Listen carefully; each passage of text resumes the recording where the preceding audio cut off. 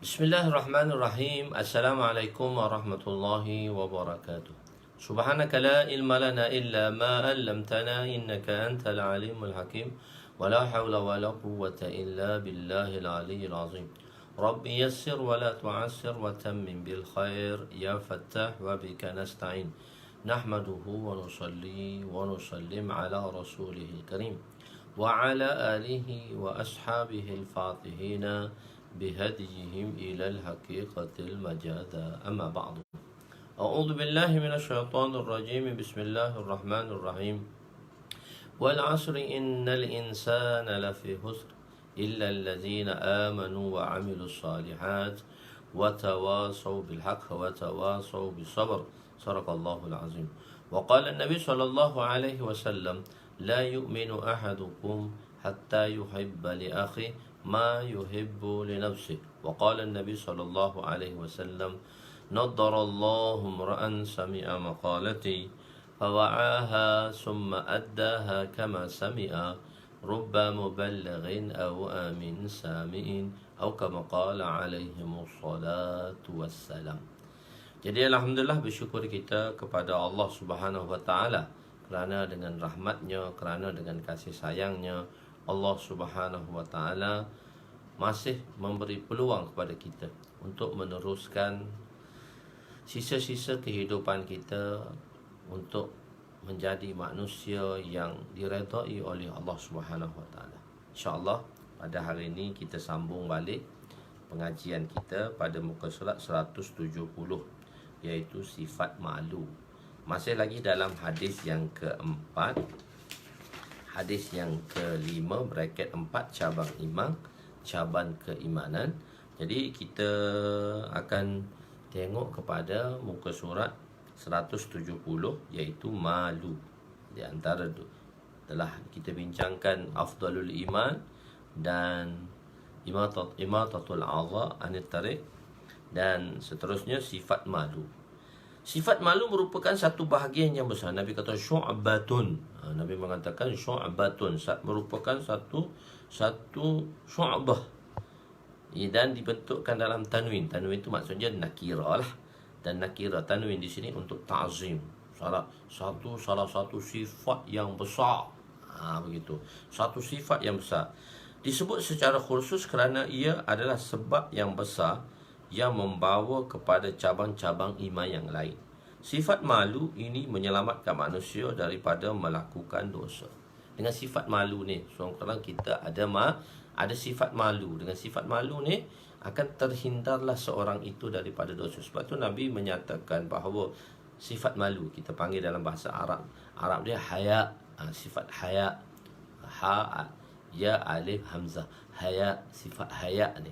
Sifat malu ni ialah kenapa sabda Nabi SAW yang mafhumnya iza lam tastahyi fasna' ma syi'ta. Apabila kamu tidak malu maka lakukanlah mengikut kemahuanmu. Apabila seorang itu tidak mempunyai sifat malu maka dia akan melakukan apa sahaja yang disukai tanpa haya. Saya tulis itu haya, malu, sifat malu. Seorang itu tidak boleh menjadi seorang mukmin yang sempurna. Jadi tak boleh jadi seorang mukmin yang sempurna. Kadang-kadang malu tu pun menyelamatkan kita daripada dosa. Misalnya contoh satu orang, anak-anak muda, masa kita muda-muda dulu kita beratur nak beli satu tiket tempat tak baik. Maka kita pun tengok pakcik. Pakcik adalah kawan kepada ayah kita. Maka kita pun menyorokkan diri. Kenapa kawan kita tanya, kenapa kau sorokkan diri? Lah, kat depan tu kat kedai kopi depan tu pakcik. Kenapa dengan pakcik tu?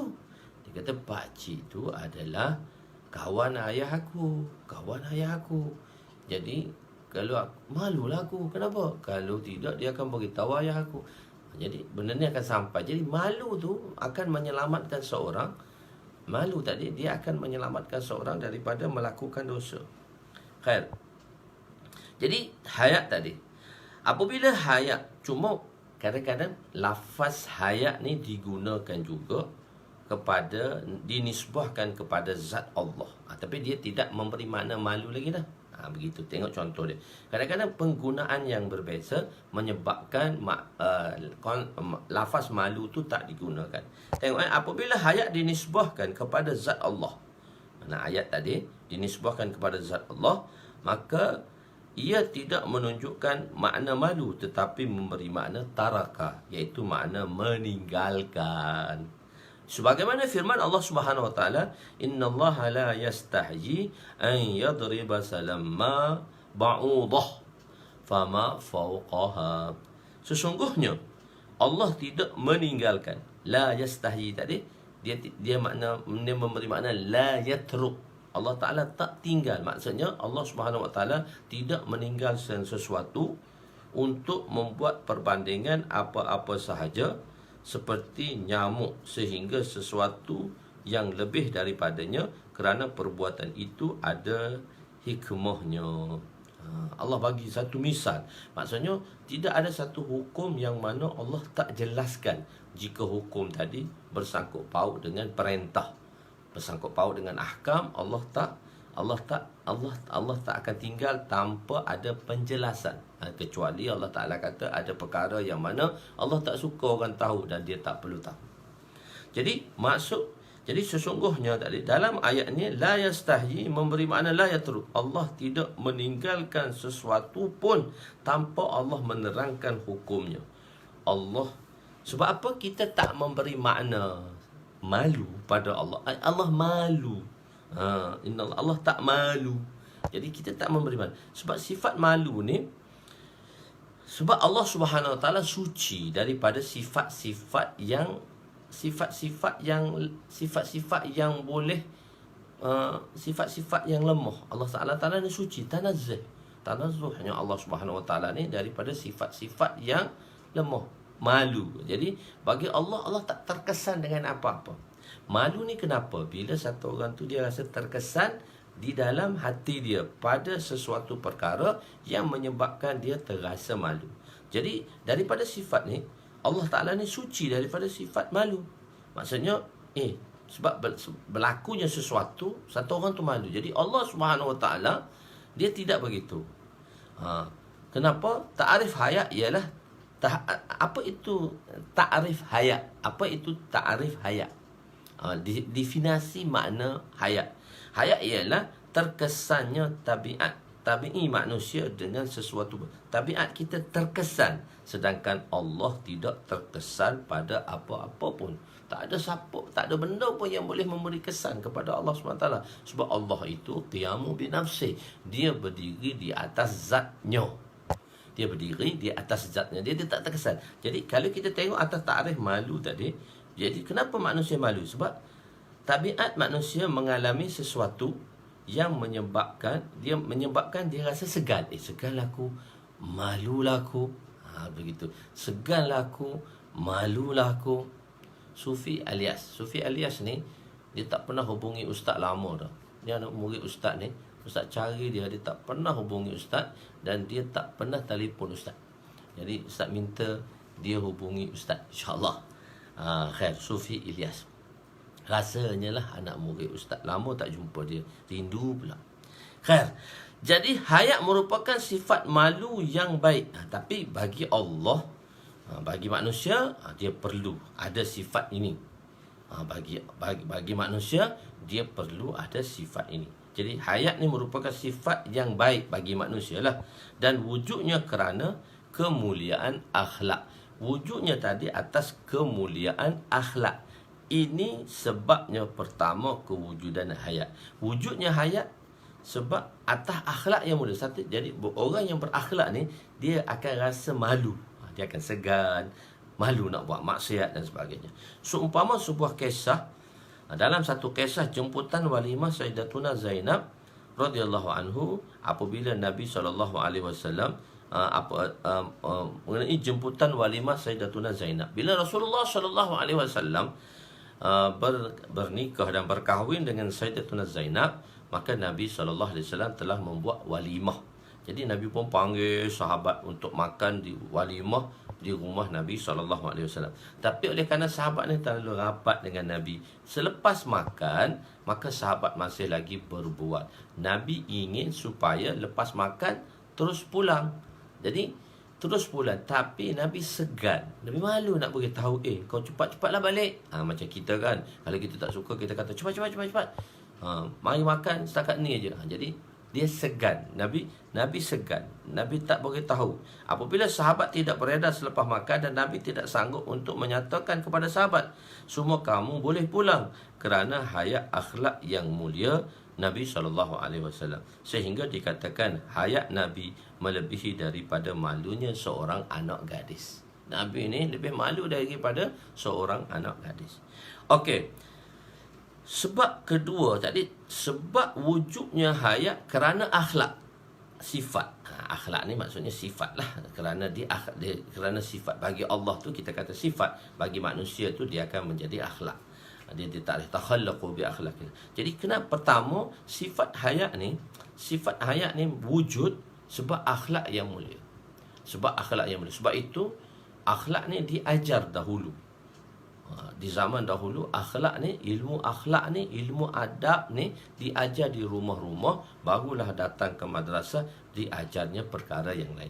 Jadi adab dan akhlak ni diajar oleh ibu bapa di rumah, sebab madrasah pertama di rumah ialah ibu bapa. Ya, madrasah pertama tadi. Jadi itu kewujudan pertama sifat hayat dengan sebab akhlak yang mulia. Kedua ialah kewujudan hayat ialah selepas berlakunya kesilapan. Satu dengan akhlak tadi. Kedua sebab kita buat silap. Dan hayat berlaku disebabkan takut. Bila silap kita rasa takut. Allah, tersilap aku. Bila rasa tersilap, bila rasa tersalah, maka kita akan rasa takut. Dengan sebab takut tadi, kita menyesal, nidama, kita menyesal. Kedua ini berlaku disebabkan oleh keimanan. Hayat di sini maksudnya dengan sebab akhlak dia, dengan sifat kesilapan. Jadi dengan sebab kesilapan ini baru kita akan rasa takut. Dengan sebab takut, innama yakhshallaha min ibadihil ulama.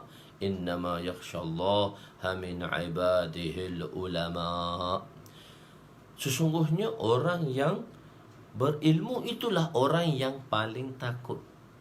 Kenapa? Untuk datangkan takut, Allah SWT mengatakan mesti berilmu. Maknanya mesti tahu. Kalau kita tak tahu, maka kita tak akan takut. Takut tu tak akan datang. Kenapa? Apabila kita tidak tahu. Satu jalan yang kita tak tahu, jalan tu bahaya, berantu ke, bahaya ke, kita tak tahu, jadi kita tak takut. Saya pernah sekali naik daripada nak balik Kelantan, nak balik Kelantan raya haji, balik jalan jam. Pada masa tu saya ingat lagi tahun 2006. Jalan jam. Lepas tu nak balik melalui Cameron Highland. Sampai di Tapah boleh naik ke Cameron Highland. Tapi biasanya orang naik jalan Simpang Pulai.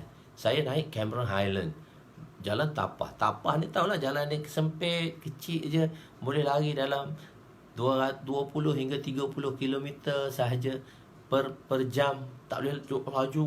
Pukul 12 malam nak naik. Jadi tengok, nak sampai daripada Tapah, nak sampai ke Cameron Highland lebih kurang 40 km. 40 km. Jadi dekatlah 40 km sebab tak pernah tahu jalan tu, tak pernah jalan, tak pernah tahu.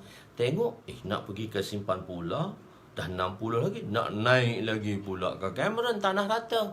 Jadi lebih kurang dekat 100 kilo. Jalan ni 40 kilo, dekat 40 kilo sebenarnya 40 kilo tu jauh sebab jalan ni perlahan. Jadi tak apalah, telefon anak buah kata okey. Tak apa, pakcik boleh naik, ayah Has boleh naik, pakcik boleh naik. Saya pun naik. Naik tu kosong, tak ada siapa pukul 12 malam. Tak ada siapa pukul 12 malam, kosong. Ada orang asli aja pukul 2 pagi bawa je orang untuk pergi pancing mana tak tahu. Oh, macam-macam jalan tu. Jadi kita tak tahu, kita naik dan kita tak rasa takut pun. Tapi sekarang suruh naik pukul 12 malam jalan tu, upah 1,000 tak pergi dah. Tak tahu apa berlaku tu. Sebab saya naik pukul 12 malam sampai pukul 3.30 di tanah rata. 3 jam setengah, hanya 40 km. Jalan pelan aja. Tak ada kereta satu pun kecuali kereta saya je jalan tu. Oh, mak kata, orang isteri kata, bang, okey ke? Okey, tak ada apa pun. Jadi, kita tak tahu. Jadi, kita tak tahu, kita tak takut. Jadi, sebab itu Allah tashbihkan perasaan takut tadi dengan pengetahuan. Innama yakshallaha min ibadihil ulama. Sesungguhnya ulama lah orang yang mempunyai sifat takut. Kenapa? Ulama ni orang yang berilmu, orang yang mengetahui. Jadi bila kita mengetahui, baru akan datangnya sifat takut. Baru datangnya sifat takut dalam diri kita. Kalau kita tak tahu, satu jalan tu kita tak tahu. Kita tak pernah tahu. Orang kata jalan tu bahaya. Tak tahu, kita tak lalu biasa je. Tiba-tiba datang putih. Assalamualaikum. Assalamualaikum.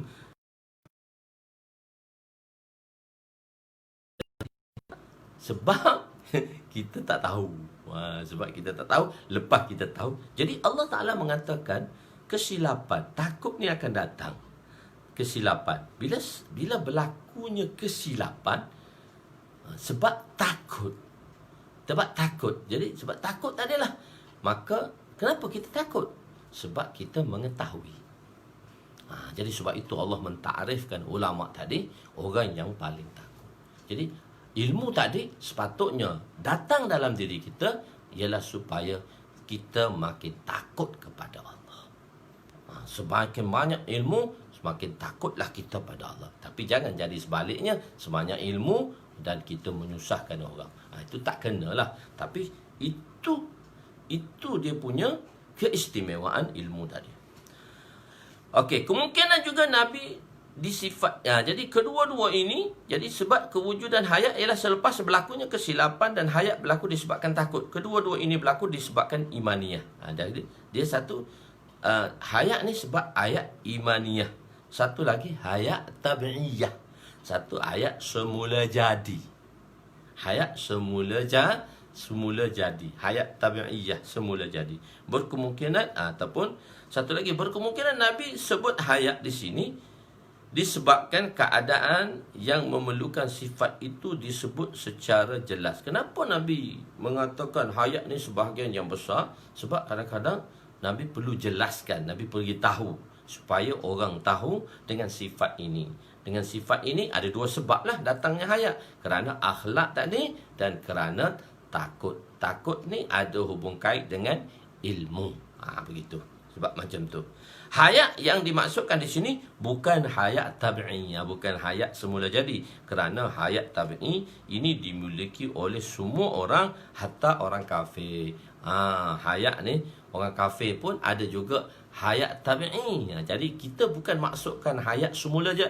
Hayat maknanya bukan semula jadi. Semula jadi itu Allah yang jadikan. Maksudnya hayat yang mana semua orang ada. Hayat tabi'i dia panggil. Hayat secara tabi'i, iaitu dari segi bentuk tabi'i. Semua orang malu. Semua orang ada sifat hayat. Kadang-kadang orang yang non-Muslim pun ada sifat hayat. Tapi hayat yang kita maksud di sini ialah hayat imaniyah. Wallahu a'lam. Jadi kita seterusnya, siapakah orang Islam? Hadis seterusnya, siapakah orang Islam? An Abdullah bin Amr radhiyallahu anhuma qala Rasul sallallahu alaihi wasallam al-muslimu man salimal muslimuna min lisanihi wa yadihi wal muhajiru man hajara ma nahallahu anhu. هذا اللفظ للبخاري ولمسلم قال إن رجلا سأل النبي صلى الله عليه وسلم أي مسلمين خير قال من سلم المسلمون من لسانه ويده.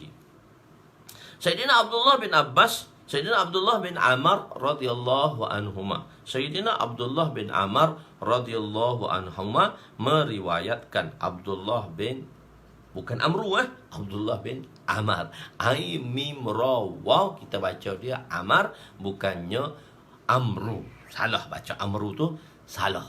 Okey. Maksudnya adalah biasanya orang sebut juga Amru, tak apa. Okey. Di sini Sayyidina Abdullah bin Amr radhiyallahu anhuma, Abdullah bin Amr radhiyallahu anhuma meriwayatkan bahawa Nabi SAW bersabda, orang Islam yang sempurna. Al-Muslimu, saya terjemahnya, iaitu kamil Islam. Orang Islam yang sempurna. Alif Lam itu menunjukkan bukan orang Islam biasa ni. Alif Lam ahdu zahni, yang menyatakan, yang maksud Nabi ialah orang Islam yang al-Muslimu al-kamil. Al-Muslimu kamil. Al-kamil. Maksudnya orang Islam yang sempurna. Orang Islam yang sempurna ialah seorang yang apabila orang-orang Islam bukan lidah dan tangannya, dan sementara muhajir, orang yang berhijrah yang kamil, yang sempurna, ialah orang yang meninggalkan apa-apa yang dilarang oleh Allah Subhanahu wa taala. Dalam ada 36 tu diriwayatkan oleh Imam Bukhari dan juga diriwayatkan oleh Imam Muslim. Ini adalah lafaz, dan tapi yang dibawa oleh pengarang ialah lafaz yang dibawa oleh Imam setakat ini. Setakat ini lafaz Imam Bukhari, ma nahallahu anhu. Tapi lafaz Imam Muslim, dia kata inna rajulan, ada seorang bertanya.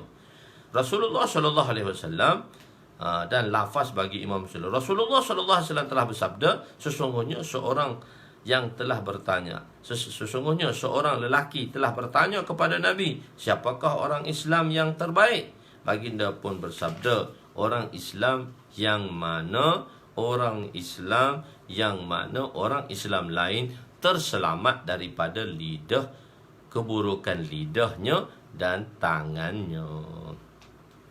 Itu Sayyidina Abdullah bin Amr lah, di antara kalangan orang yang banyak meriwayatkan hadis, dan beliau wafat ketika usianya 72 tahun, iaitu 60 tahun 65 Hijrah. 65 tolak 11, jadi 54 tahun lagi beliau hidup selepas Rasulullah sallallahu alaihi wasallam. Orang Islam lain, syarat, maksudnya seorang Islam yang sempurna, dia tidak menyusahkan orang Islam yang lain. Kenapa Nabi sebut orang Islam, sesama Islam? Nabi tak sebut manusia. Orang Islam tidak menyusahkan seluruh manusia. Menyusahkan manusia. Nabi menyebut orang Islam tidak menyusahkan orang Islam. Okey, tengok. Konsep bila kita bercakap, kita akan sebut, kita berceramah, kita akan sebut ialah orang yang berada di hadapan kita. Kita tak sebut orang yang tidak ada di hadapan kita. Sebab bukan bermakna percakapan kita tu tidak perlu kepada orang yang tiada di dalam majlis. Tapi konsep majlis, bila kita bercakap, kita menghadirkan orang yang berada di hadapan kita. Bukan bermaksud perkataan itu hanya untuk orang di hadapan.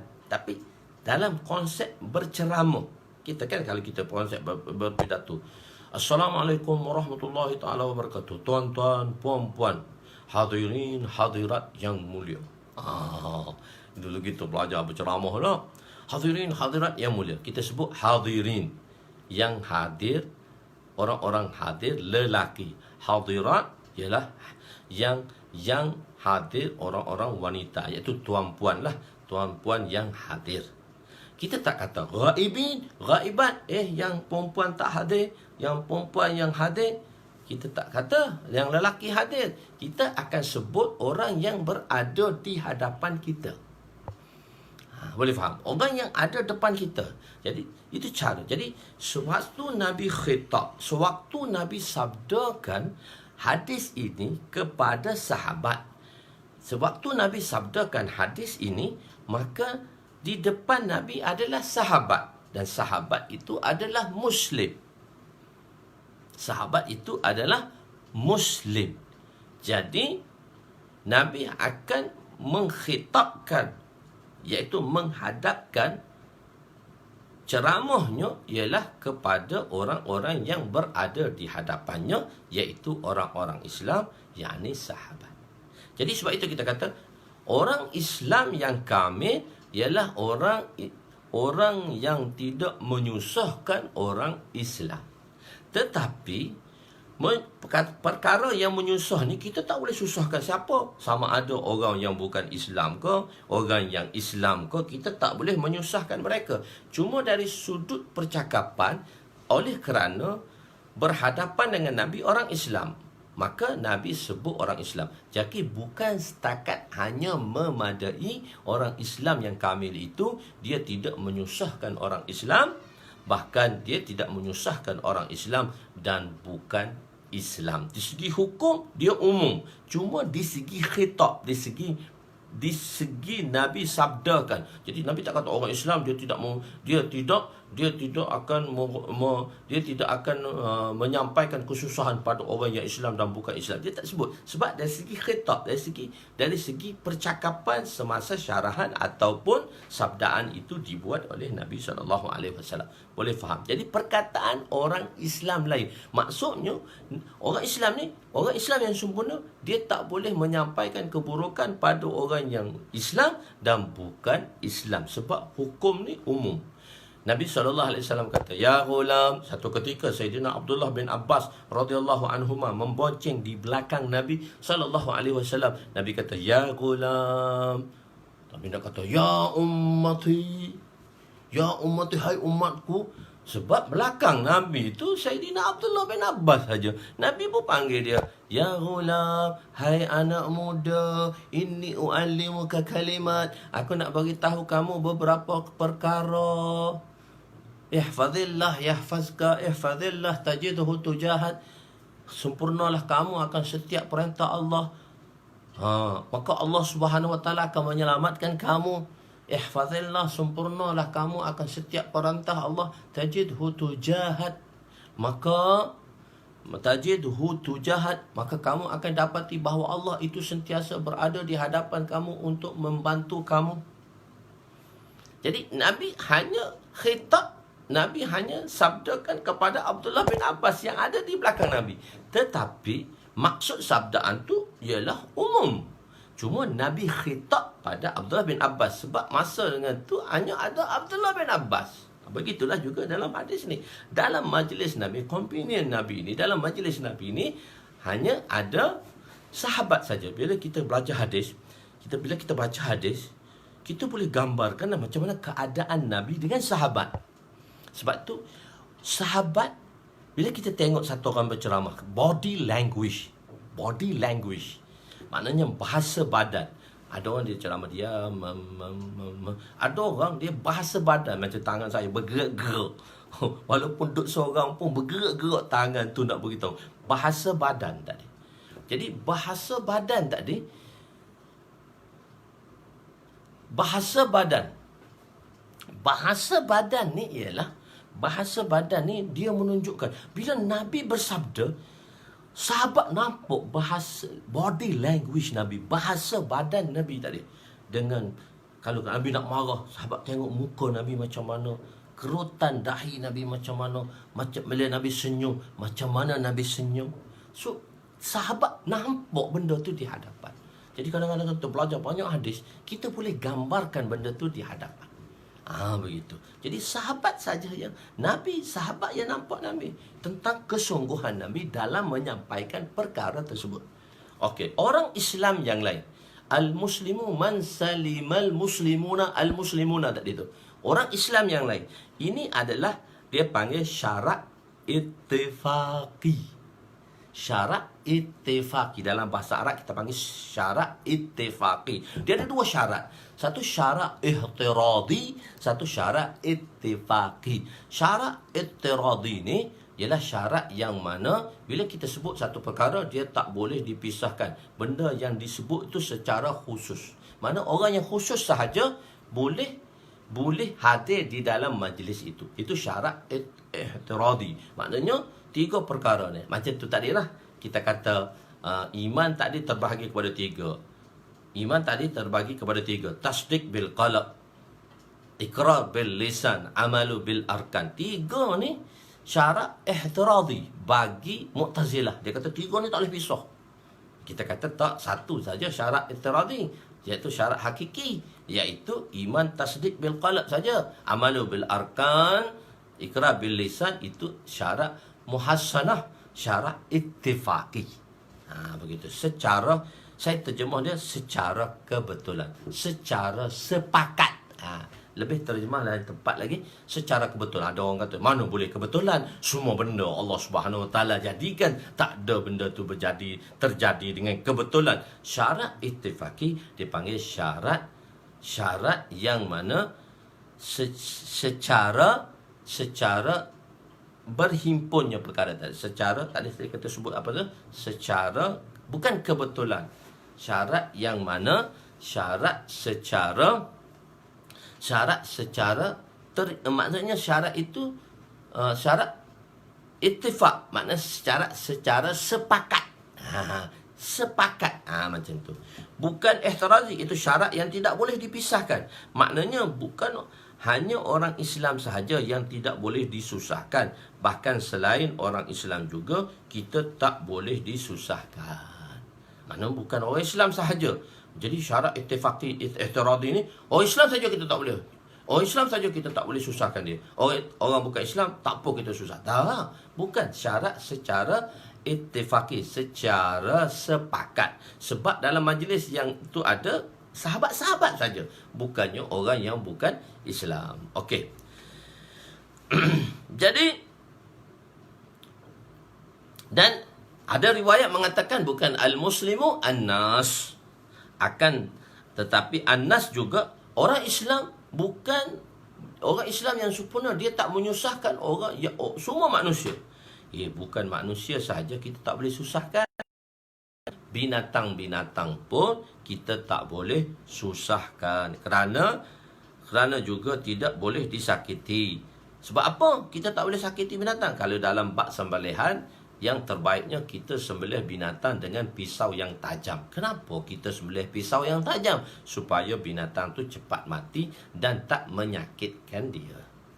Jadi bermakna orang Islam ni bukan setakat dia tak menyusahkan orang Islam, dia tak menyusahkan orang yang bukan Islam, dan dia tak menyusahkan binatang-binatang, dia tak menyusahkan tumbuh-tumbuhan dan sebagainya.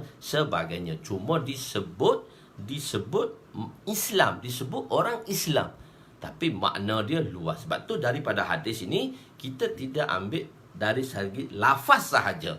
Bahkan kita ambil dari segi makna, kita ambil dari segi dalalah, iaitu petunjuk, kita ambil dari segi isyarah, kita ambil daripada segi isyarah, dan kita ambil daripada segi iqtida.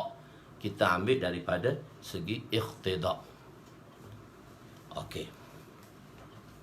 Lidah dan tangan. Kenapa Nabi menyebut lidah dan tangan? Kaki tak sebut. Nabi menyebut lidah dan tangan. Lidah ni, okey, konsep lidah dulu oleh kerana tidak ada alat-alat moden. Cuma lidah, Nabi sebut lidah dulu. Sebab lidah ni lisan. Nabi sebut lisan. Nabi sebut lisan. Nabi sebut Nabi sebut min lisanihi. Nabi sebut lisan. Lidah dan tangan. Lisan ni lidah lah. Lisan.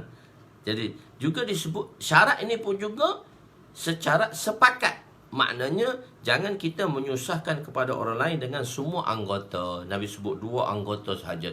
Nabi sebut lidah, Nabi sebut lisan, Nabi sebut lidah. Kita terjemah lidah, lisan tu. Dan satu lagi Nabi sebut tangan. Jadi 2 anggota, maknanya daripada perbuatan dan daripada percakapan. Kita tak boleh menyusahkan orang dari sudut percakapan dan sudut perbuatan. Lidah disebut lebih dahulu daripada tangan. Kenapa? Lidah ini kesannya lebih daripada tangan. Dekat dan jauh. Dulu kan tak ada alat. Sekarang lidah kita ialah gadget. Bukan, lidah kita ialah gadget yang digerakkan oleh tangan.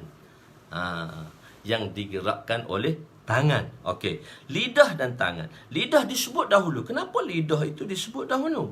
Lidah ini kesannya lebih daripada tangan, dekat dan jauh, sehingga kepada mereka yang tidak hadir dalam majlis, orang tak ada pun, kita boleh sampaikan dengan lidah. Seperti kita mengumpat dia, kita maki, hamun dia, kita kata-kata hodoh orang kasar pada dia.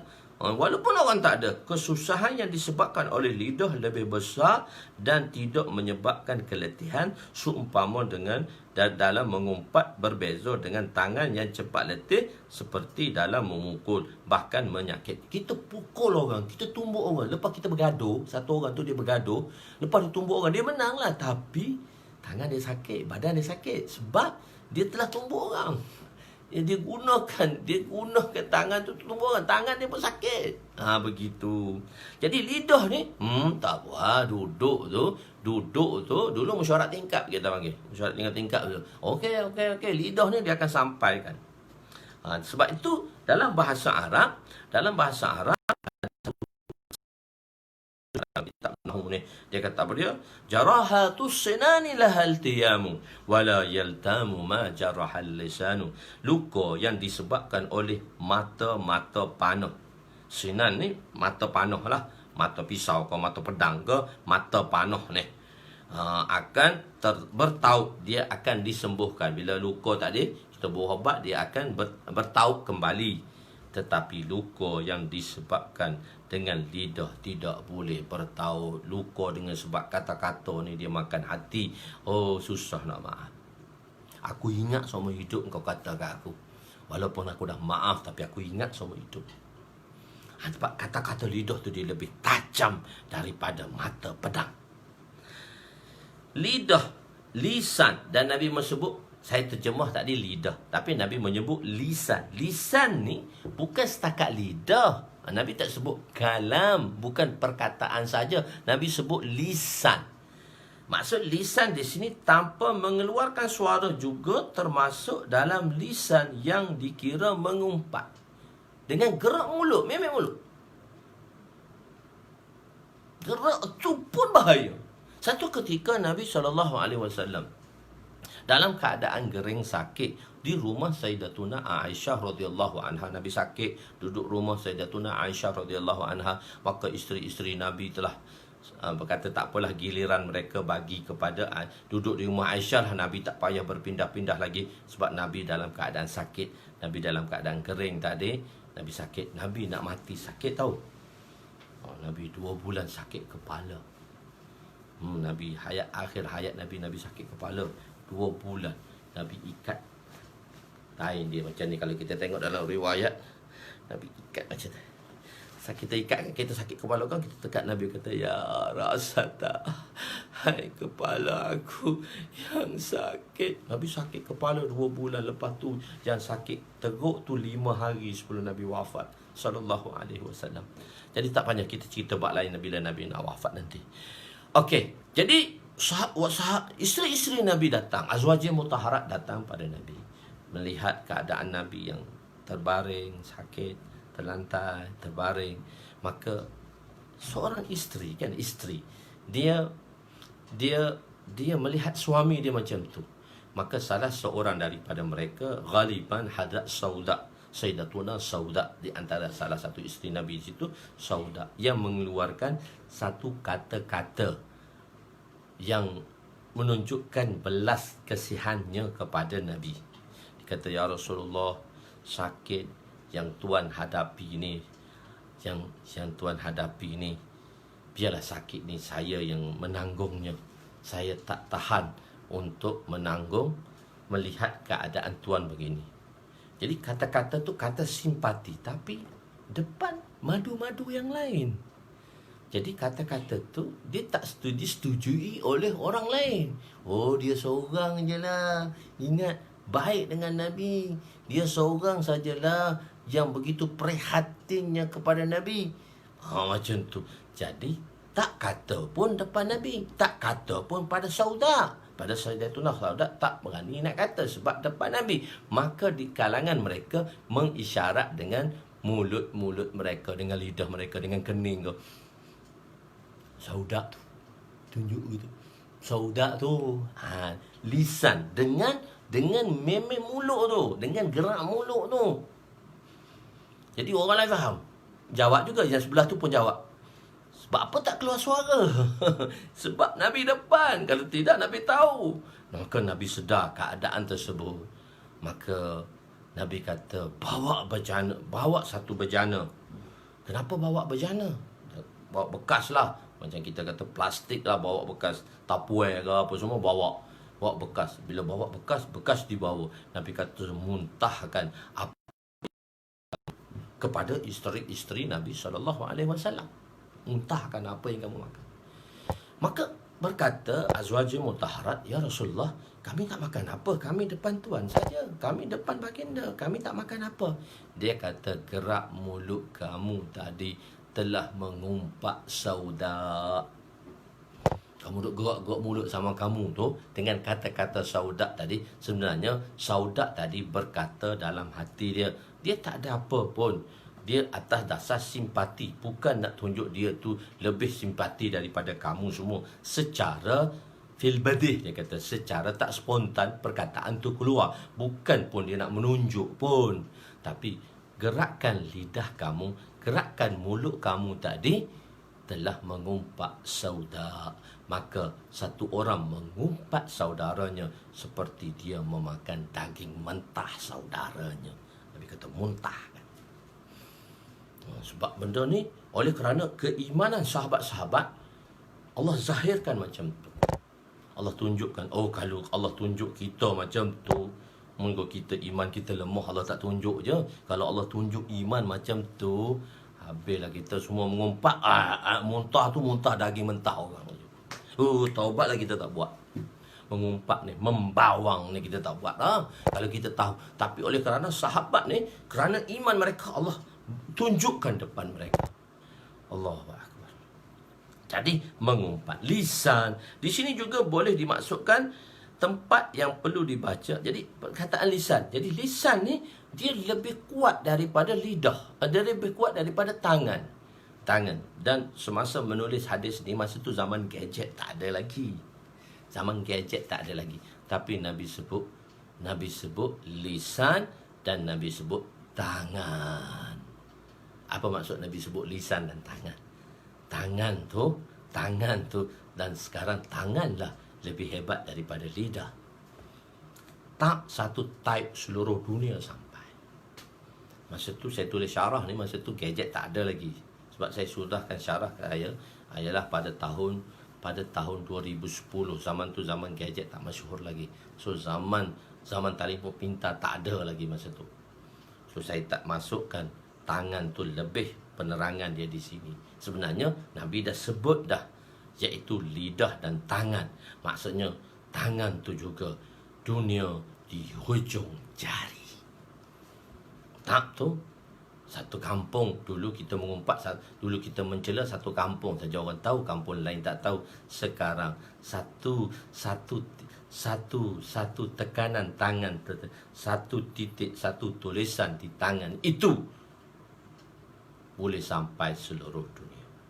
So apa yang ditulis tu, apa yang dimaki, yang dihamun, apa saja yang ditulis oleh tangan, mungkin kita dapat delete, tapi di iCloud dia tak boleh delete. Tu tak boleh delete dah. Orang yang buat komputer ni, orang yang buat gadget ni, kita tulis tu di iCloud tu tak boleh potong dah. Boleh ambil balik, boleh tengok balik. Begitu. Cuma terdelete boleh lah. Delete boleh, tapi tengok tangan tu teruk lagi. Allahu Akbar. Semoga Allah SWT selamatkan kita. Nak share satu-satu benda tu, pastikan dulu benda tadi betul atau tidak. Kalau tidak, tak payah share. Sebab kita tak tahu, takut share kita tadi memberi kebinasaan. Okey.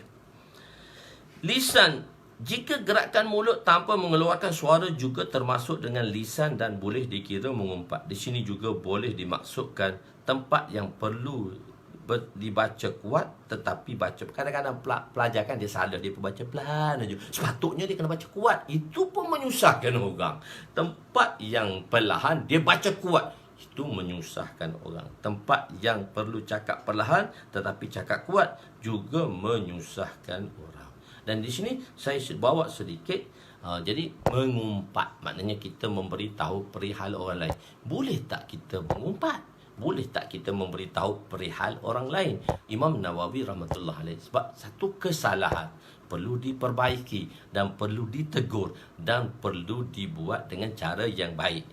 Maksudnya benda tu perlu ditegur. Jadi nak tegur tu, Nabi bila kita tegur, terkira dah mengumpat dah orang. Tak ada. Jadi sebab itu Imam Nawawi dalam mensyarahkan hadis ini, dalam riwayat Imam Muslim, membenarkan seorang tadi ghibtah, menceritakan sudut seseorang dengan sebab 6 perkara.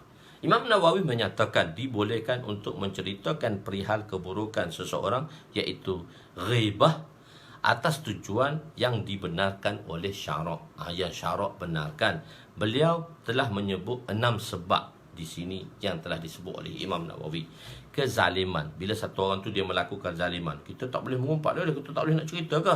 Jadi orang yang dizalimi tadi, mazlum tadi, boleh mengumpat. Mengumpat ni maknanya beritahu perkara tersebut mengenai tentang orang yang zalim di hadapan seorang pemimpin dan hakim. Bila dia dipanggil untuk pengadilan, maka dia boleh ceritakan, saya telah dizalimi begini. Benda tu perlu diselidik balik lah. Perlu tu bila pergi mahkamah, dia ada dah pendakwa raya dan sebagainya. Tapi boleh disebut untuk mengelakkan dia daripada dicengkam oleh kezaliman. Okey. Dengan iaitu pada pemimpin lah, maknanya pada orang yang berhak untuk kita sampaikan, pada orang yang berhak untuk kita sampaikan. Nanti hadis Sayyidina Umar yang mana tidak menjawab salam Sayyidina Osman, nanti akan diceritakan di sana nanti macam mana Sayyidina Umar telah bertemu dengan Sayyidina Abu Bakar untuk menyelesaikan masalah tersebut. Tempat yang nak ditujukan tadi ialah orang yang boleh mengambil tindakan, iaitu seperti hakim, yakni undang-undang lah, yang yakni dengan mengatakan si fulan telah menzalimi saya. Kedua, tujuan untuk menghapuskan pekerjaan dosa, jadi kerjaan maksiat dan dosa, dan pekerjaan yang bersalahan dengan syariat.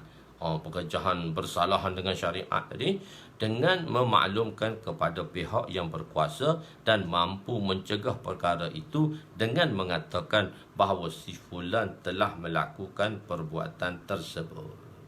Si fulan telah melakukan perbuatan tersebut. Si fulan telah melakukan semua perbuatan tersebut. Jadi dia boleh ceritakan, sebab untuk hapuskan maksiat tadi. Khair. Ketiga, untuk mendapat fatwa, untuk mengambil fatwa. Ini saja contoh yang dibawa di sini ialah isteri kepada Sayyidatuna Hindun, isteri kepada Abu Sufyan. Abu Sufyan ni agak cermat sikit kot dalam memberi nafkah kepada isterinya, yang mana sampai tidak mencukupi. Dia jenis cermat sangat kot. Jadi kalau kita nak kata kedekut, tak bolehlah, dia sahabat. Sebab saya guna perkataan cermat. Mungkin dia terlalu cermat sangat kot, sampai dia bagi nafkah tak cukup. Bila tak cukup dengan nafkah ni, maka Sayyidatuna Hindun telah datang kepada Nabi dan memberitahu akan hal tersebut kepada Nabi. Dia kata Abu Sufyan gini, dia terlalu cermat, tak nak bagi nafkah, aku tak cukup. Boleh tak aku guna harta dia tanpa pengetahuan dia? Bolehlah, tapi atas keperluan kamu, jangan ambil lebih. Jadi begitu. Jadi untuk mengambil fatwa, akan tetapi yang terbaik ialah dengan tidak menyebut nama seorang yang menyebabkan nama ataupun menyebut nama samarannya. Ini kerana Sayyidatuna Hindun Sayyidatina Hindun telah menyebut nama Sayyidina Abu Sufyan di hadapan Nabi apabila beliau bertanya tentang hukum menggunakan hak milik suami yang bakhil. Dalam riwayat itu kata bakhil sikit, saya tulis dari situ riwayat, tapi dari segi sebutan tu yang cermat sangat. Begitu. Maka kita nak Nabi beritahu, okey, kamu boleh ambil tanpa pengetahuan dia, ialah berkadar hak kamu. Mana hak kamu yang keperluan yang kamu perlu, tidak berlebih daripada keperluan. Jangan ambil semua. Untuk keperluan kamu boleh ambil tanpa pengetahuan dia. Keempat, untuk menyelamatkan seorang Islam daripada keburukan seperti mengatakan bahawa rawi tadi telah melakukan perbohongan atau mengatakan bahawa saksi itu telah berdusta. Jadi untuk selamatkan satu orang tadi, dia kata agama ni kan rawi. Rawi itu sebab tu dia ada syarat-syarat rawi. Untuk mengambil syarat-syarat rawi tadi, kena tahu syarat rawi macam mana siqahnya rawi. Itu ulama itu satu. Kalau dalam jenis rawi ni, dia ada satu kitab yang masyhur dalam ilmu hadis ni, Asma'ur Rijal. Nama-nama rijal, lelaki-lelaki yang meriwayatkan hadis tadi, daripada bila dia berlahir, bila dia beranak, bila dia mengaji, bila dia hafal Quran, dia belajar dengan siapa guru dia, semua detail dia panggil biografi. Asma'ur Rijal, nama-nama tadi. Jadi seorang rawi yang nak meriwayatkan hadis tadi mestilah seorang yang siqah. Seorang yang siqah. Seorang yang adil. Seorang yang adil. Seorang yang adil. Rawi tadi mesti adil. So, keadilnya ada dua. Satu, adil dalam memberi saksi. Satu lagi, adil di dalam riwayat hadis. Adil dalam meriwayat hadis, syarat dia lain. Adil dalam menjadi saksi, syarat dia lain.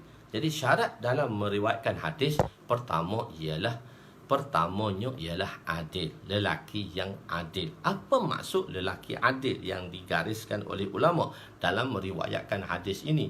Seorang yang adil, seorang yang mempunyai sifat adil, dia mesti ada dua sifat, dua perkara. Pertama, takwa, dan pertama muruwah. Kedua muruwah. Satu takwa dan satu muruwah. Takwa ni menjaga takwa dan menjaga marwah. Dia bertakwa dan menjaga marwah. Dia ada dua sifat. Takwa dan muruwah. Takwa dan muruwah. Barulah orang itu dipanggil adil. Siapa orang yang adil? Jadi semua ulama berittifaq, bersepakat, as-sahabah kulluhum udul. Semua sahabat adalah adil. Ini salah satu daripada ilmu mustalah hadis lah, yang saya tak cerita pun. Saya hanya cerita di muka surat 1 hingga 70 dan kita tak baca pun. Sebab itu ilmu mustalah hadis berlainan dengan ilmu hadis. Dia dua benda yang berbeza. Tapi kita nak mengenali hadis-hadis tadi dengan ilmu mustalah tu. Khair. Jadi salah satunya ialah orang yang adil. Seorang rawi tadi mesti adil, bersifat adil. Maka orang yang adil ni ulama telah gariskan macam mana dipanggil orang yang adil, iaitu orang yang melazimkan dua sifat. Pertama takwa, kedua muruwah. Dalam bahasa Arab muruwah iaitu menjaga marwah, sifat jati diri dan menjaga marwah. Okey. Takwa, apa makna takwa? Takut. Orang yang takut pada Allah pun takut yang sampai macam mana? Maka ulama telah gariskan apa makna takwa. Dan ulama mencarilah dalil dan ilahnya. Maka di sini ada 3 makna takwa. Laisa 'alal ladzina amanu junahum fi mata'imu idza mattaqaw wa amanu wa 'amilus shalihat summa taqaw wa amanu summa taqaw wa ahsanu wallahu yuhibbul muhsinin. Dalam ayat ini, ayat surah berapa saya tak lupa dah. Dalam ayat ini ialah laisa 'alal ladzina amanu junahum fi mata'imu idza mattaqaw. Sekali Allah sebut. Laisa 'alal ladzina amanu junahum fi mata'imu idza mattaqaw wa amanu wa 'amilus shalihat summa taqaw. 2 kali. Wa amanu summa taqaw wa ahsanu wallahu yuhibbul muhsinin. Jadi di sini makna takwa, nak jelaskan makna takwa. 3 kali pesanan takwa yang dibuat oleh Allah Subhanahu Wa Taala untuk orang yang beriman dan orang-orang yang beramal soleh. Orang yang sudah ada iman dan orang yang sudah amal soleh perlu dia jaga 3 takwa. Apa maksud takwa? Takwa ni ialah dari segi bahasa, maknanya al-ijtina' anis syai', al-ijtina', yakni menghindarkan diri dari satu perkara yang tidak disukai. Menghindarkan diri. Jadi apa maksud menghindar diri dari segi syarak? Iaitu pertama, menghindarkan diri daripada kufur dan syirik. Menghindarkan diri daripada kufur dan syirik, melakukan perbuatan-perbuatan kufur. Orang yang takwa ni orang yang menghindarkan diri daripada perbuatan kufur dan syirik. Kedua ialah orang yang menghindarkan daripada dosa-dosa besar dan dosa kecil secara berterusan. Maknanya orang tu dia kena pastikan dia tak ada dosa besar. Dan adakah dosa kecil itu perlu dihindarkan? Jadi ulama mengatakan bahawa seorang insan tadi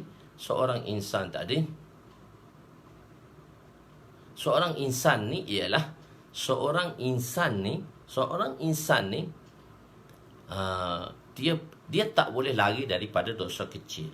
Hanya nabi-nabi saja terselamat daripada dosa kecil. Maka dia kena hindarkan. Dipanggil istimrar bis sagair. Kena hindarkan daripada berterusan dengan dosa kecil. Sikit-sikit lama-lama jadi bukit. Sikit-sikit lama-lama jadi bukit. Jadi maksudnya ialah meninggalkan dosa besar dan meninggalkan dosa kecil secara berterusan.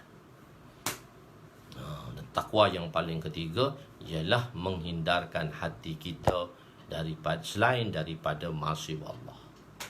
Jadi setelah, apa maksudnya? Setelah kita buat segala perintah Allah, kita tinggalkan segala larangan Allah. Semua perintah Allah kita buat. Lepas tu syarat takwa tu wajib dalam khutbah Jumaat. Kalau tu khatib dia tak baca, dia tak sebut takwa, maka tak sah dalam khutbahnya. Kalau tak sah, tak boleh sembahyang Jumaat. Ittaqullah, usikum bitaqwallah. Ittaqullah 2 kali mesti sebut dalam khutbah. Syarat Jumaat. Jadi ittaqullah, maka khatib kata, bertakwalah kamu kepada Allah dengan menunaikan segala perintah Allah dan meninggalkan segala larangannya. Segala perintah Allah kita buat, segala larangannya tadi kufur dan syirik lah, dan lagi meninggalkan dosa-dosa besar dan dosa-dosa kecil secara berterusan. Itu maknanya takwa. Dan kedua ialah muruwah, menjaga marwah. Jadi orang dulu spek dia lain dengan orang sekarang. Orang sekarang, apa takrif moral? Takrif moral orang lain, orang dulu dengan takrif moral orang sekarang lain. Kenapa? Takrif moral orang dulu dan takrif moral dengan orang sekarang lain. Sebab orang dulu, orang yang banyak taat perintah Allah, orang yang jarang melanggar perintah Allah, maka takrif dia lain. Orang sekarang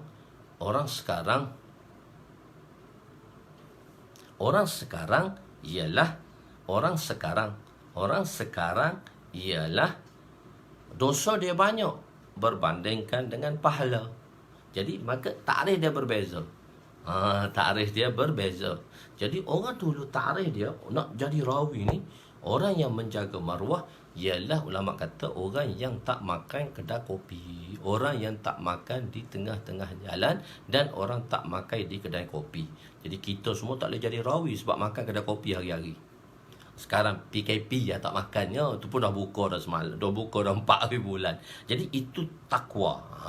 Syarat-syarat rawi tadi yang perlu dijaga. Kelima ialah seorang yang fasik secara terang-terangan, seperti minum arak atau melakukan bid'ah secara berterang-terangan, maka tidak salah untuk menceritakan perkara tersebut di depan khalayak ramai, tetapi tidak perkara yang lain, perkara yang dia lakukan sahaja. perkara yang dia lakukan sahaja.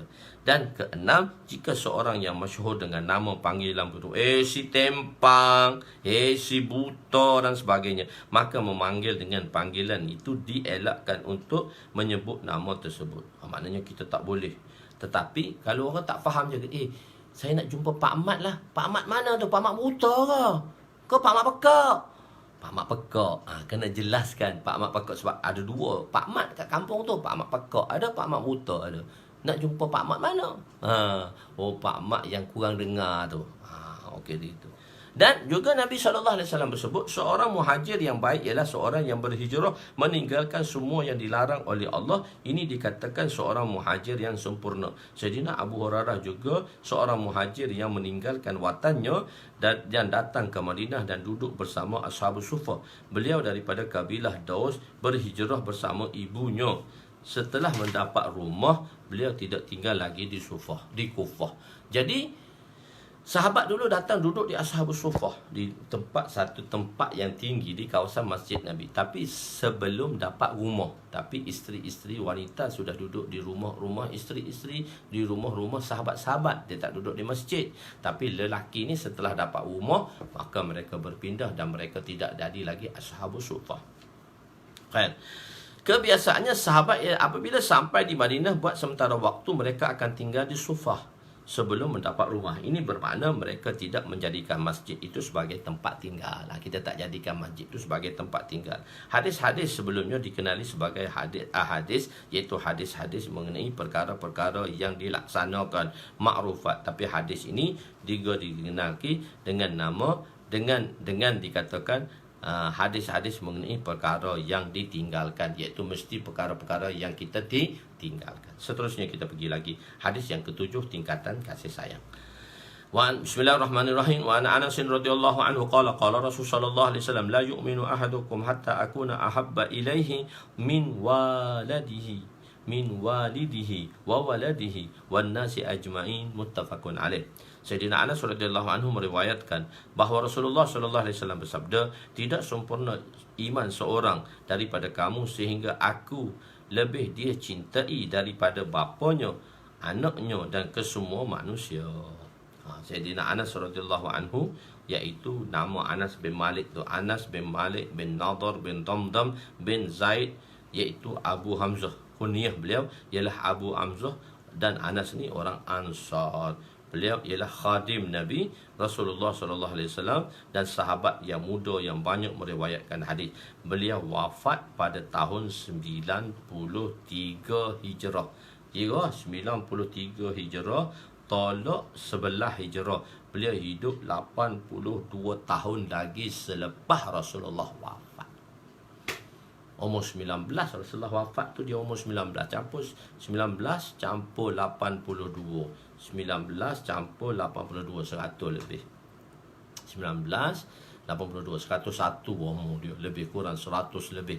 Nabi doakan 3 perkara kepada Sayyidina Anas radhiyallahu anhu, iaitu usia panjang. Usia panjang Sayyidina Anas ni. Panjang usia dia. Dia hidup 80 tahun selepas Rasulullah wafat. Maksudnya hadis-hadis ini dapat diriwayatkan oleh beliau walaupun orang yang datang selepas Rasulullah wafat 60 tahun dah. Rasulullah wafat baru lahir. Bila besar umur 15 tahun, 75 tahun, maka masih boleh lagi mendengar daripada seorang sahabat yang bernama Anas meriwayatkan hadis direct daripada Rasulullah. Sebab itu Allah jadikan sahabat muda ni banyak meriwayatkan hadis dibandingkan dengan sahabat-sahabat yang elders tu, yang tua, yang akabirin dan yang elders tadi. Sahabat-sahabat yang lama. Sebab sahabat-sahabat lama ni hidup dia sementara sikit saja, tak banyak selepas Rasulullah. Nabi doakan dia berkat rezeki. Sayyidina Anas radhiyallahu anhu berkat rezeki. Berkat rezeki macam mana Sayyidina Anas ni? Sayyidina Anas ni dia berkat rezeki, iaitu dengan anak. Sayyidina Anas lebih kurang ada anak 120 orang. Anak dia tu bukan cucu, anak dia 120 orang. Allah, ramainya. Berapa ibu? Banyak ibu lah, bukan seorang ibu lah. Jadi mungkin 4 serentak, mungkin dia dah berpisah, dia kahwin lagi, dapat anak. Jadi situ dalam lebih kurang 100 lebih anak dia. Sayyidina Anas kata, aku telah tanam anak dengan cucu aku, dengan tangan aku 100 orang. Anak dia lebih kurang 120 orang. Berkat sungguh. Dan ahli syurga. Sayyidina Anas radhiyallahu anhu ni, dia adalah khadim Nabi SAW. Ialah khadim yang sentiasa bersama dengan Nabi. Anak Ummi Sulaim, dia duduk dengan Nabi SAW, duduk di rumah Nabi daripada kecil lagi. Mak dia bawa dia ke rumah Nabi dan berkhidmat dengan Nabi hampir 10 tahun. Daripada umur 9 tahun sampai 19 tahun. Banyak perkara yang dilihat daripada Nabi SAW. Dan anak dia ramai. Jadi berkat dia ni, Masya Allah, sesuatu benda yang ada di sisi Nabi SAW berkat. Sayyidina Anas ni, dia ada anak ramai. Bila anak ramai, dalam bab adab tu dia ada anak ramai. Jadi bila dia ada anak ramai, maka banyaklah anak-anak dia. Maka dia ada satu gelas. Nak beritahu satu benda yang bersangkut paut dengan Nabi ni, dia berkat, dia mulia. Dia ada satu gelas, dia panggil satu mangkuk. Mangkuk tu dia panggil qadhi. Kedah tu maksudnya mangkuk air. Nama dia satu mangkuk. Mangkuk yang mana dia mangkuk yang tak ada, mangkuk untuk minum air tadi, tapi dia tak ada tangkai, itu mangkuk. Itu satu mangkuk. Qadhi itu mangkuk. Qadhi itu mangkuk. Dia kata dia ada satu qadhi, satu mangkuk yang dia buat Nabi minum air tadi. Yang mana Nabi minum air tersebut daripada gelas. Ada tempat mulut Nabi kena tempat air tadi. Bila mulut Nabi kena tempat air tu, maka Allahu Akbar, maka gelas tu berharga lah. Apa sahaja yang bersangkut paut dengan Nabi semua berharga. Sayyidatina Fatimah radhiyallahu anha. Sayyidina Fatimah radhiyallahu anha, selepas wafatnya baginda sallallahu alaihi wasallam, dia telah membaca satu syair. Subbat alayya masaibun law annaha subbat alal ayyana sirna layaliya madza ala shamma turbata ahmadi alla yashumma mata zamani khawaliya. Subbat alayya masaibun law anha, telah diselubungi ke atasku rasa duka cita yang terlalu amat. Subbat alayya masaibun law anha, jika duka cita itu diletakkan pada hari yang siang, sirna layaliya, nescaya gelap gelitalah ia.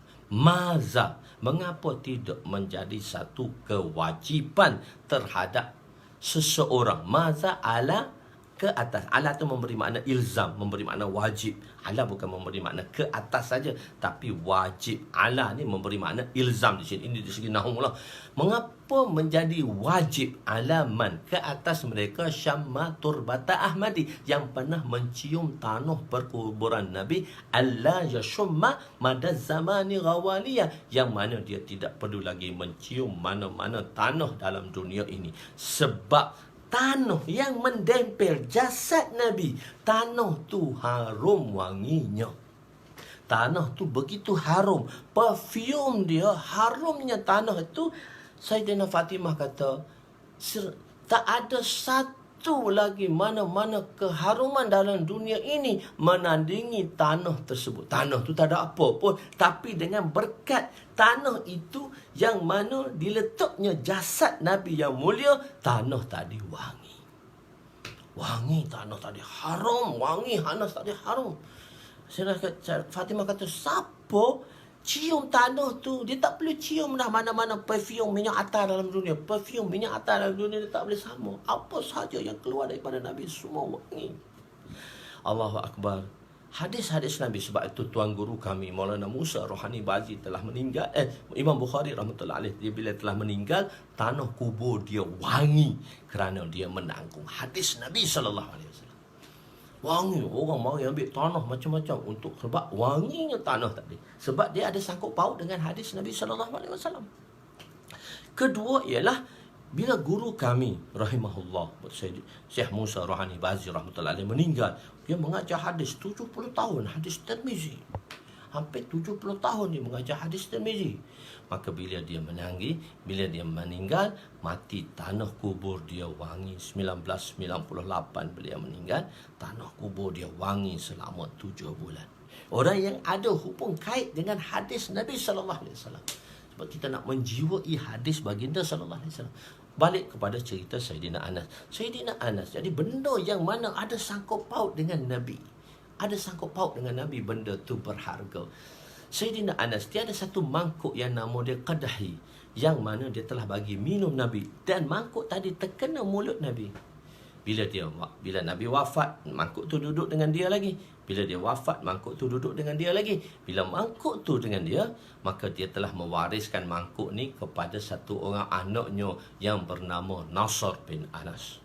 Nasr bin Anas, oleh kerana perlukan sedikit keuangan untuk keluarga dia, dia telah jual lelong mangkuk yang diminum oleh Nabi tapi milik Sayyidina Anas. Tapi mangkuk tu dia ada hubungan dengan Nabi. Maka dijual mangkuk tadi dengan harga, Allah Akbar, dengan harga, mangkuk itu dijual dengan harga 700,000 dirham. 700,000 dirham. 700,000 dirham dijual mangkuk tadi dengan harga 700,000. Satu dirham sama dengan 40 ringgit. Satu dirham sama dengan 40 ringgit. Waktu 700,000. 700,000 kali 4, 28. 700,000 dia ada 6 kosong. Kali 4 dia ada 8 kosong. 28 ada 8 kosong. Berapa tak tahu dengan ringgit Malaysia, tuan-tuan kira sendirilah. Mahalnya benda tadi. Menjadi mahal bila ada dia hubungan kait dengan Rasulullah SAW. Begitulah apabila kita mengambil kerja Nabi SAW. Kita buat kerja Nabi. Kita ada hubungan dengan Nabi. Kita buat dakwah. Kita ada hubungan dengan Nabi. Maka begitu mulianya kita. Umat ini adalah umat kepada Rasulullah SAW yang bertanggungjawab untuk menyampaikan agama, untuk mengambil agama daripada Nabi untuk sampaikan. Jadi kerja biar ada nisbah hubungan dengan Rasulullah SAW. Jadi bila kita menghayati hadis-hadis Nabi, sebab tu saya nak bawa dalam masyarakat, saya nak bawa dalam umat, bukan sahaja kita mengenali hadis-hadis fiqh saja, kita bahabat fiqh saja, seluruh kehidupan Nabi. Sebab tu saya telah cuba nak menterjemahkan dan menulis sedikit syarah tentang Mishkatul Masabih. Sebab kalau hadis-hadis Mishkatul Masabih ni, ialah Mishkatul Masabih ni, bila Mishkatul Masabih, Mishkatul Masabih ni ialah menceritakan kurang-kurang yang kita dapat tahu kehidupan Nabi, makan Nabi, minum Nabi, tidur Nabi, kerja Nabi, lengok Nabi, semua tahu supaya umat Islam menghayati. Tapi oleh kerana dia dalam bahasa Arab, bahan bacaan tidak ada di dalam Malaysia, tidak ada dalam bahasa Melayu. Tapi dengan berkat, insya-Allah, dengan berkat doa tuan-tuan, dengan berkat doa tuan-tuan dan kawan-kawan yang menolong, untuk saya sempurnakan kitab ini, insya-Allah. Sekarang sampai di jilid 6, di jilid 6 1 hingga 6, 5 di pasaran hingga ke 6. 6 tu di dalam bab haji dan bab ke-7 bab haji dan muamalat, dan jilid ke-7 ialah bab nikah dan sebagainya. Sambung sekali lah jilid 8. Jadi jilid 7 dah nak habis, sampai sikit lagi nak type. Jilid ke-6 tak dikeluarkan, dah siap dah. Jadi supaya apa? Supaya perkara ni ada dan wujud dalam kehidupan kita. InsyaAllah kita sambung hadis kasih sayang Nabi SAW. Sebab saya nak sambung tadi, takut pendek sangat, tak sempat masa. So saya cerita sedikit sebanyak kepentingan hadis-hadis Nabi SAW. Kepentingan hadis terjemah dah siap apa semua dah. Cuma nak typing tu aja. Dalam typing tu agak lambat lah untuk mengambil masa. Perlu tengok pembaikian, kena betulkan. Baru ni nak siapkan 4 dan 5. Nak setting pun 5 kali saya kena tengok. Kawan saya yang nak buat setting tu 5 kali dia kena tengok untuk setting saja. Dan satu kitab adalah hingga 5 hingga 600 muka surat. So 2 kitab kena tengok 5 kali. Tuan-tuan bayanglah 1000 muka surat kena setting sebanyak 5 kali. Tuan-tuan doa moga Allah mudahkan supaya kitab ini dapat disiapkan lah, insya-Allah, summa insya-Allah. Jadi yang baik itu daripada Allah, yang kurang itu daripada kelemahan saya. Insya-Allah kita sambung lagi untuk esok hari 6.45 insya-Allah. Wallahu a'lam. أقول قولي هذا أستغفر الله العظيم لي ولوالدي ولجميع المسلمين والمسلمات وللمؤمنين والمؤمنات الأحياء منهم أموات برحمتك يا أرحم الراحمين يا أول الأولين ويا آخر الآخرين ويا ذا القوة المتين ويا راحم المساكين ويا أرحم الراحمين ظلمنا أنفسنا وإن لم تغفر لنا وترحمنا لنكونن من الخاسرين اللهم إنك عفو كريم اللهم إنك عفو كريم تحب العفو فاعف عنا اللهم اغفر لنا ذنوبنا ووسع لنا خلقنا وتجب لنا كسبنا وكنعنا بما رزقتنا ولا تذهب طلبنا إلى شيء صرفته عنا وصلى الله على سيدنا محمد وعلى آله وصحبه أجمعين والحمد لله رب العالمين تقبل الله منا ومنكم